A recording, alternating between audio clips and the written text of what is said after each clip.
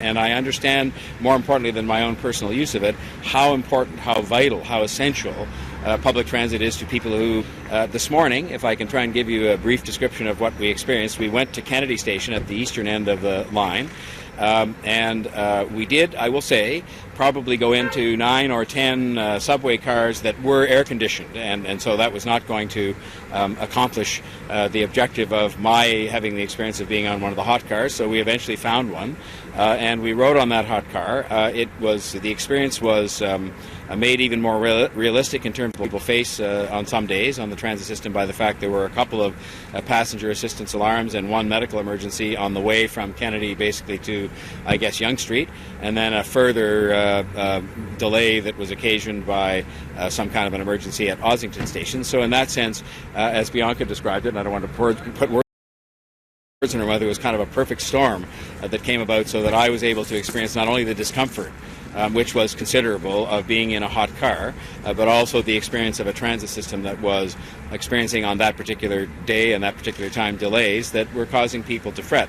A number of people, I guess, understood we were doing this. Today, thanks to your having talked about it, and they engaged us with having to, plan to leave for work early because they didn't know on any given day what time a train might be arriving or whether they could get on a train, this kind of thing. And so I understood some of those challenges before. I understand them better now thanks to Bianca and thanks to the fact that we had this experience. Some of you will know, many of you not, that I do a lot of this kind of thing around the city, and I do it quite deliberately without inviting you to come along, whether it's in different communities in the city, Toronto Community Housing, other things. I go to see for myself what's going on when I read about things or hear about things by email. You might then go about trying to fix them. But I also did spend quite a bit of my time this morning explaining, some of the difficulties, some of the choices, some of the challenges, and it wasn't by way of complaint. I hope she didn't take it that way, of my job and the job we have as city councillors, which is to make difficult choices, and that we don't have any sort of magical sources of money that can allow us to do things that she quite properly suggested we should be doing as quickly as possible, such as making sure we had the rocket trains on Bloor Danforth as soon as possible. And obviously that's something that she's right. We should be doing as soon as possible. That's going to involve significant injections of money from the other governments to allow us to do that. And so we're making some progress on that, as you know, but those matters are not resolved. On the matter of the air conditioning itself, I will say this. First of all, I want to say that I know the men and women who work for the TTC have been working very hard once this problem became very acute, which it did some time ago, to try and remedy it. Now, I'm fully conversant with a lot of the challenges of fixing these cars, and there's all kinds of considerations that make it more difficult, and it takes longer to repair these older cars than the newer cars. The newer cars, for example, have 2 air conditioning units per car. The old ones have 1, and so if it breaks, there's nothing left to provide a fail-safe. So there's all kinds of complications like that. The old cars have air conditioning that needs to be repaired both in the roof and underneath the car. Obviously, that prolongs the period. There are challenges where when you have a system that's at or over capacity already, if you take cars out, the more cars you take out to repair, the more cars aren't available on that given day during peak times for service. So I'm not making excuses. I'm simply saying I understand the men and women of the TTC have been trying to get on this. I think the real key is that we do much better going forward, the TTC does, at auditing this rigorously so that in January, when the weather is cold, you are identifying units that are frail or that are the ones that are most likely to fail and fixing them preventatively at that time. And so I think that's something that they're onto. I think they've recognized this as well. And I will simply say this to the people who are watching, TTC commuters. We will do better next year and going forward, because when you have these bad experiences, and it's been an unfortunate experience for many commuters this summer with the hot weather, you force yourself, and I certainly have been encouraging the TTC management to find ways to do better, because there always are better ways to do things. So I will stop there and answer your questions, and Becca has her own decision to make as to how she wishes to deal with you, and she may step up here or she may talk to you one-on-one, but that's obviously up to her. What exactly were you... The hottest August in Toronto real estate. What are your thoughts on the continually rising numbers and whether you think the Vancouver tax is affecting us? I think for anybody to conclude that the Vancouver tax is affecting us or frankly doing any long-term benefit for them, it's far too early. I think the most important thing for us to do is exactly what we're doing. Number one, we are sitting with the federal, provincial governments, and we are working away quickly at identifying what is going to be the most effective way to try to maintain, housing supply and to make sure that we build in a degree of affordability in this market. And number two is to take steps within the context of our own housing programs, working with the other governments to increase supply. And we're doing those things. The subject of whether we should be imposing a tax or whether their tax is adversely affecting our market, I think it is far too early for anybody to tell. And we're watching it very closely, and we will take whatever actions we can that are effective and that are fair to try and address that. So at what point would the government need to step in? I beg your pardon? At what point would the government need to step in? Well, I mean, that's a very difficult judgment call, but that's exactly why you do it in a thoughtful way based on very careful discussion as opposed to doing it, either me or the provincial government could step up and do something to try and earn political points by having people think we've done something to increase affordability of housing in Toronto. I just want to make sure that anything we do is actually going to have a real positive impact and isn't going to be about, as I've said before, show business and politics. People want real solutions, not sort of solutions that make them feel better for 20 minutes. And so that's why we have to take a little bit of time to watch. This is a marketplace you're dealing with. It's very complicated, and I think anybody who thinks they have an easy answer is fooling the public and fooling themselves. Mayor Tory, back to the subway question. Why are you riding on the subway now and not during the height of summer when there were days, every day it's over 30 degrees? Why are you riding now in the fall? Well, perhaps it took longer to find a date to do this, but I guess I'm doing it more as a symbolic thing and as a learning exercise. I knew. I didn't for 1 minute, fail to accept the fact that there were unacceptably hot conditions on an unacceptably high number of subway cars over the course of the summer. And I spent my time doing what people would expect me to do, which is dealing with the TTC to encourage them to find every way they possibly could to fix the problem as fast as possible and to decide how to make sure it didn't happen in future years. That's really what my job is at the end of the day. It's their job, but it's mine to make sure that's what they're doing. And so I think to come today was to draw attention to the fact that both there is still a problem, and secondly, that we are taking steps to address it for the next hot season so that this won't happen again. And that's my job in the end. And I am glad that I'm here today. I'm glad I met and listened to Bianca. I had the experience that I did.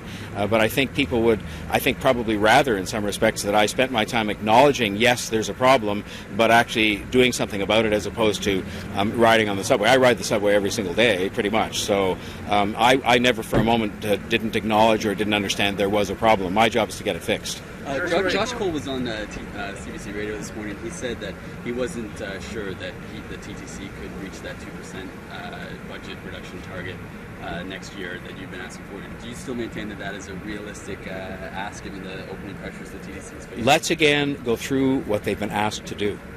They've been asked simply to submit a list of things that they could do to reach that target. And that is with a view, by the way, to saying that some of those things might be quite obvious as to ways they could spend money or do things better or do things differently. And we can then take that money, quite frankly, and apply it to better repair of the air conditioning or to other things that people really want to see done in the TTC. It may be the case that the entire list they submit is not accepted by us because we'd say, well, that may be on your list, but that's not something we're prepared to do. And I can just say to people going forward, it doesn't make sense to think that I, for example, am going to show the leadership I did personally in investing $135 million new dollars in transit over the last 2 years and then go about accepting some list that suggested all those improvements be undone. And so let's wait for the process to unfold across all departments, not just the TTC, and let's then make decisions based on priorities that we all have and what is on those lists, and we will forward and do the best we can to make sure that taxpayers, all they want to know is this. The taxpayers simply want to know that every dollar we are spending is being well spent on important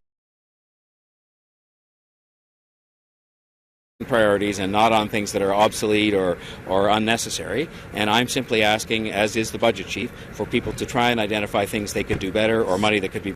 So just to be clear, though, Mr. Tory, so you won't necessarily hold to that 2% target if they come back with a list of things that are. Again, I don't know how many times I have to explain it. I don't know how many times I have to explain this. But when you say I won't hold to the 2% target, we have asked them that would be necessary to be done in the way of efficiencies and doing things better to achieve a 2.6% change. That is a list of proposals. Not one of them has been accepted in the case of any city department, any city agency, anybody. We're going to look at those lists. We're going to determine the impact they would have on people and on the city, and then we will make some decisions. But we're just asking people to submit the list, and I would think that people can do that, and we will then make the decisions as we're elected to do about what is actually done. So I'm not saying anybody's not going to meet any target. I'm just saying we've just asked them to submit a list, and we will then carefully consider that list, especially in cases where we know there are big service demands, like with the TTC. Mayor Tory, did the city consider keeping outdoor pools open with heat this week? To be perfectly honest, I'm not aware of any request that's been made to do that, and so I just can't answer your question. I don't know. But do you think they should still be kept open? Well, I mean, again, I think it's there's a balancing exercise that goes on, and you'd like to do everything that everybody wants when you're running a big government like this, but you'd have many other people sort of saying, well, that's fine, but there's a cost to that, and I'd rather you didn't put additional pressure on my taxes or my transit fares. And so I'm not aware of whether there's been any request made. If there was one, I would certainly take a look at it, as we've done with things like ice rinks. What I don't like to do is a lot of ad hoc decision making, and then you end up sort of expending a lot of money. Admittedly, yes, for the people that want to use those pools, they'd be happy about that, but there might be other people who'd be unhappy. So if there's a request, I'll take a look at it, but I'm not aware there's been any request so far. It's the first I've heard of it. I beg your pardon? And there's also testing of beaches. That ends at Labor Day, but I'm sure there's still people swimming this week. Well, if it should be the case that we should extend the water testing, then no one has brought that to my attention. So I'll go back to my office, I promise you, and in light of the fact we've got continuing warm weather, ask about those things and whether there has been any request made and what the cost implications and other implications of that would be. But not one request of that kind has come to my attention, like not at all, up until this minute. There's been nobody asking me about this until now. It doesn't mean I won't go back and ask about it En myself. français, Monsieur le maire, Non. ça fait des mois que les usagers se plaignent de ce problème d'air climatisé dans le métro.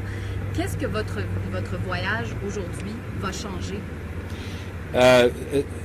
Je sais maintenant que nous allons réparer les qu'est-ce que c'est, Wagons. les trains. Les wagons. Nous allons réparer les wagons, les trains devant les problèmes dans l'hier prochaine.